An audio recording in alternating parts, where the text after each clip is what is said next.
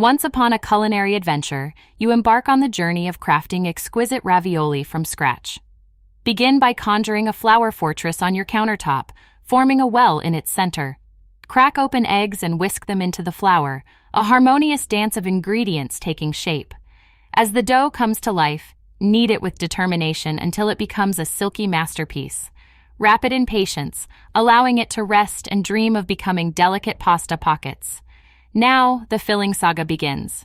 Mix ricotta, spinach, and a pinch of nutmeg, letting flavors intertwine like old friends. Roll out the dough into thin sheets, revealing its potential. Spoon dollops of the filling onto one sheet, leaving a symphony of space for each ravioli. Seal the fate of these parcels with another sheet, pressing gently to create a tapestry of perfection. With a pasta cutter or a nimble hand, carve out the individual ravioli, each a testament to your culinary prowess. Boil them with care until they rise to the surface, whispering secrets of readiness. A drizzle of olive oil, a sprinkle of parmesan, and your homemade ravioli masterpiece is ready to grace plates and palates alike.